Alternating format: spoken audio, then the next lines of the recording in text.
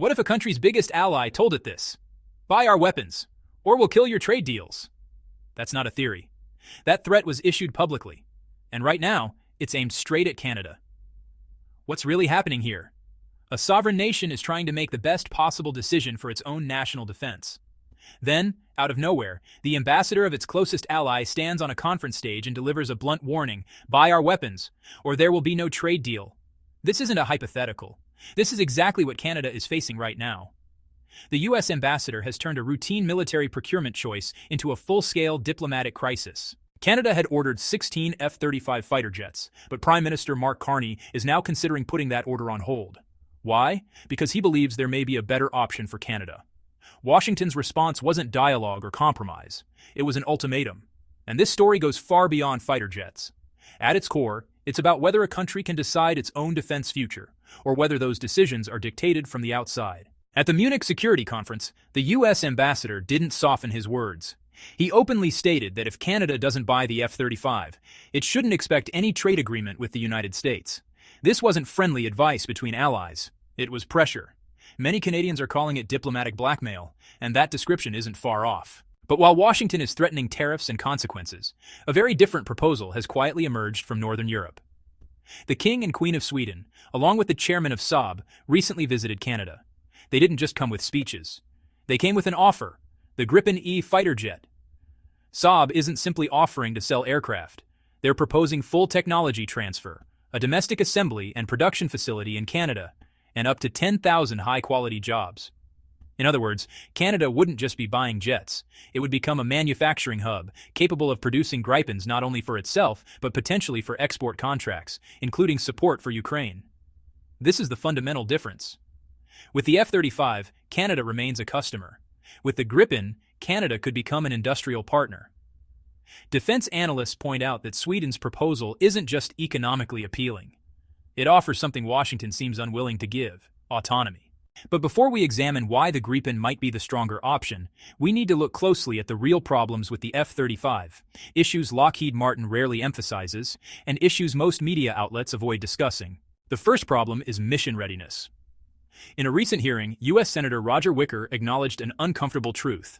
F-35s are often grounded and unable to operate, with readiness rates far below what was originally promised. This isn't criticism from foreign observers. It's an admission from U.S. officials themselves.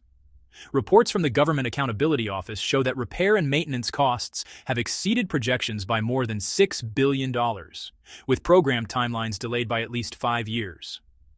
When a country spends tens of billions on a weapons system, basic reliability isn't optional.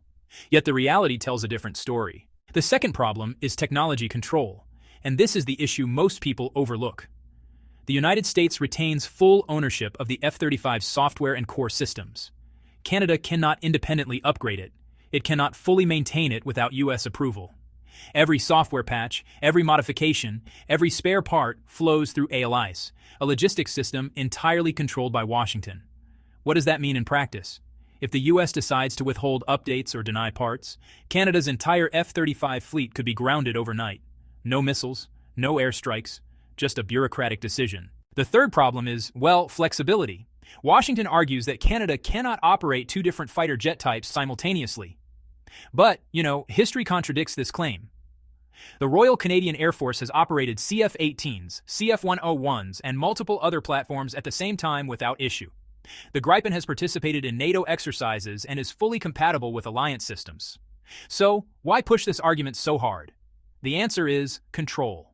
When the F-35 debate intensified, some military experts publicly warned against operating mixed fleets. One of them was retired General Tom Lawson. His argument sounded credible until one key detail emerged: he had spent 6 years as a paid consultant for Lockheed Martin.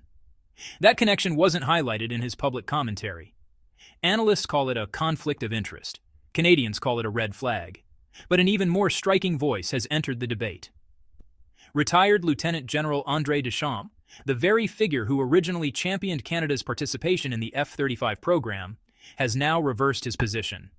He's calling for the contract to be cancelled. Why? Because he now recognizes how much control the U.S. retains over software, parts, upgrades, everything.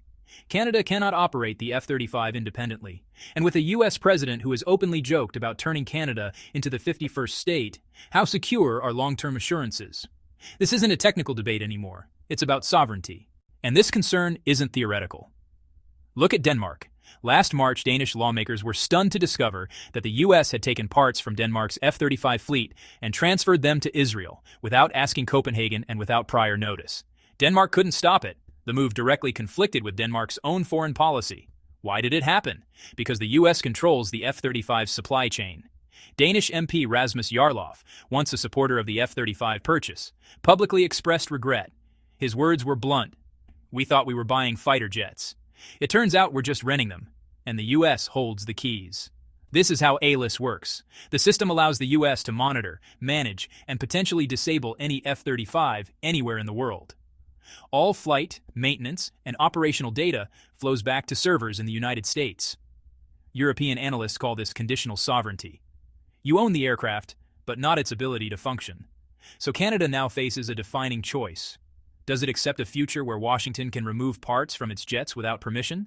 Or does it choose an alternative where sovereignty isn't symbolic, but operational? That's where Sweden's offer stands apart. Saab's proposal isn't just about aircraft sales. It's about building a fully independent defense industry inside Canada. Saab has committed to constructing a complete production facility, not just final assembly, but real manufacturing capability.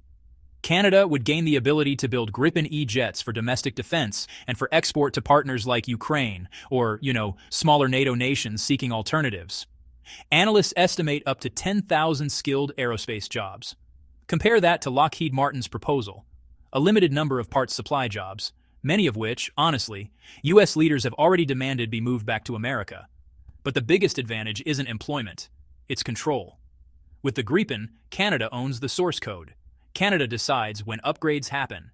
Canada maintains its own fleet. No foreign permission. No ALIs tracking every move. No political cutoff risk. Sweden understands this because it learned the lesson during the Cold War. Pressured from both sides, it concluded that technological independence is essential to political independence.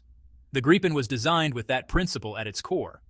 Defense experts call it sovereign sustainment, the ability to operate independently in any political climate. Canada and Sweden also share strategic realities. Both operate in the Arctic. Both require aircraft that function in extreme cold, operate from short runways, and even land on highways or snow-covered strips. The F-35 was built for carriers and large bases.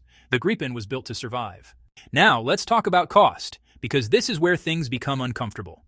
Lockheed Martin advertises the F-35 at roughly $85 million per aircraft.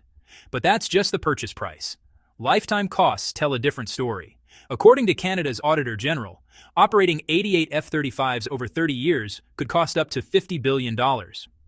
That estimate doesn't include future price hikes for parts or licensing fees for upgrades. Flight hour costs range from $35,000 to $47,000. By comparison, the Gripen E costs around $8,000 per flight hour, based on data from countries that have operated both jets in NATO exercises.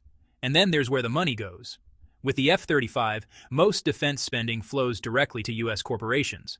With the Gripen, that money builds factories, trains engineers, and strengthens Canadian industry. That's not just defense spending, it's national investment. The Auditor General also revealed another issue. Canada has been required to redesign aircraft hangars to meet U.S. specifications at a cost of hundreds of millions of dollars, with timelines pushed to 2031. So the question becomes unavoidable. Is Canada buying fighter jets or leasing them under restrictive terms? Which brings us back to the beginning. Is this how allies behave? When threats replace persuasion, it suggests something deeper. If the F-35 were truly unmatched, it wouldn't need ultimatums to sell. Canada now stands at a historic crossroads. One path is familiar. Accept pressure, buy the F-35, and hope relations remain stable for decades. The other path is riskier, but clearer. Choose autonomy. Build domestic capability. Assert sovereignty. There may be consequences. Tariffs. Diplomatic tension. But the real question is this: is technological independence worth defending? Prime Minister Mark Carney has said he wants what's best for Canada, not for Washington, not for defense contractors, but for Canadians themselves. The money is approved, the choice remains. Because if a nation cannot decide how it defends its own skies, can it truly call itself sovereign? If this analysis helped you understand what's happening behind the scenes of power, like and subscribe. We'll keep uncovering the stories others avoid.